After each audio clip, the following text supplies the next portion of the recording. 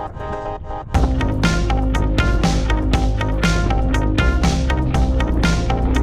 everyone, I'm Will Cabral, snowboard expert at Curated.com. And I'm Mike Layton, snowboard expert with Curated.com. For this episode of Head to Head, we pitted the Jones Aviator against the Burton Flight Attendant. This is the flight head to head. We're going to pit these boards against each other in 3 categories: carving, freestyle, and freeride. So you can figure out which board is right for you. Just so you know, we are not sponsored by any brands. So all of these reviews are completely unbiased.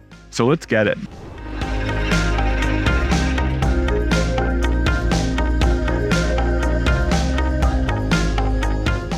So Jones claims the Aviator 2.0 is built for the expert rider who likes to rail carves and stomp airs. Burton claims that the flight attendant is making waves through its ability to carve turns and catch air. Both boards are predominantly camber. The Aviator 2.0 is just pure camber, and the flight attendant is directional camber. Aviator comes in at around an 8.5 out of 10, and the flight attendant is a little bit softer, but still in that range. How did you feel getting that Aviator up on edge? So the Aviator, it has a really long, effective edge, and with the true camber, you can kind of feel the contact points. For me, it felt really like extended and pretty close to the nose and tail. This is a board that, it kind of has less width in the nose and tail than some of the other boards that we've been riding. I felt like it was something that could get on edge, but it has a lot of camber in it. Did you notice that choroid in the tip and the tail there? Yeah, so you'll see in the Aviator 2.0, there's kind of like a window in the nose. It's the choroid core that is meant to reduce chatter. I felt like this board, because it has so much camber, it felt a little springy. It is a stiffer board, but when you did get into higher speeds, it ate up some of the chatter, but it is still a little springy. So maybe not as stable as the flight attendant. I know you took them up pretty fast. What did you think kind of on the speed test between the Aviator and the flight attendant? Well, I mean, you got to do a straight line test, and they were both really stable. I think for me, with the flight attendant, it has the rocker in the nose, but with the camber, it is actually centered under where you're riding. So you get really a traditional camber feel, but you get a little bit of this rise in the nose that kind of allows it to glide over any chop or chunder there. You can get the Aviator up on edge, but because those contact points are so long and it kind of has that little bit blunter nose, it doesn't eat up the chop on those higher speed turns quite as well. I think from a pure carving perspective, I think the flight attendant for me outperforms the Aviator. What about yourself? I mean, I was riding the Aviator and really trying to lean it over on edge.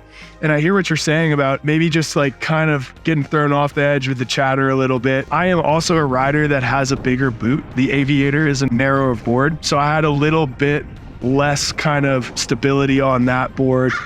Maybe not as well paired for my bigger boot. I really enjoyed the feel of the Burton flight attendant. So I guess we're agreed on the flight attendant. I would choose the flight attendant.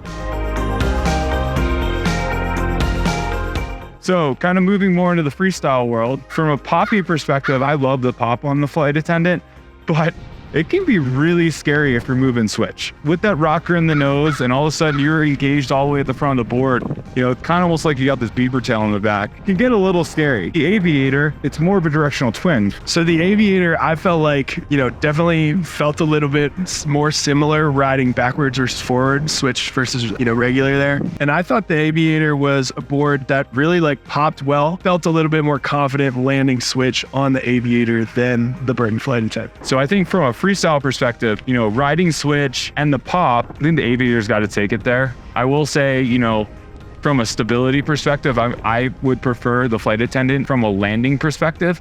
But for me, I'm going to take the Aviator for freestyle. Yeah, I felt like the Aviator almost surprised me with the pop. Back in the day, I owned the Aviator. This is the Aviator 2.0 now, so definitely some tech upgrades in this thing. And it definitely pops harder than the original one. So in terms of freestyle, I'm going to go with the Aviator.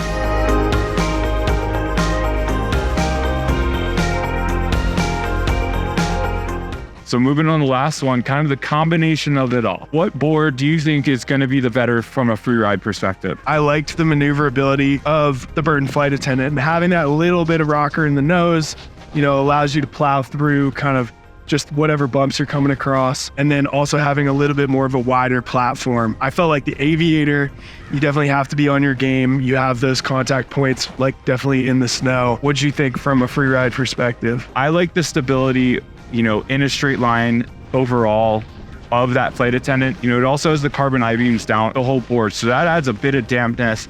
It also adds a little bit more stability. And then as you add that little bit of rocker in the nose, it's going to float through chop. It's going to get over it. If you're riding switch a lot free riding wise, I might go more with an Aviator style shaped board. But for me overall, I like the flight attendant. It has a tapered tail, so it's going to be nimble in the trees. And then you get all those benefits of that rocker in the nose for float and then the camber underneath your feet. Yeah, I'm going to agree with you. I'm going to go with the flight attendant for Freeride.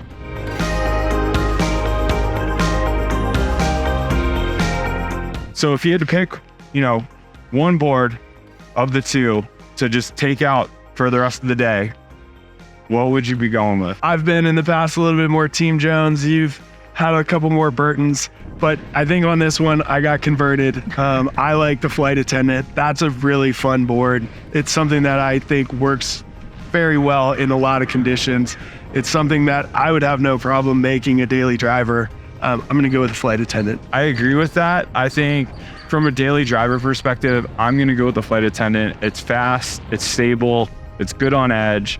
The Aviator is a great choice too, if you're someone that is more drawn towards that shape. But, from a daily driver, I'm picking the flight attendant. So snowboards work differently for different types of riders. If you need help finding your next snowboard, reach out to either me, Mike, or one of our fellow Curated experts, and we'll be sure to help you out. If you like what you see, hit the subscribe button to see more content from Curated and comment below on what you'd like to see us do for head-to-head next.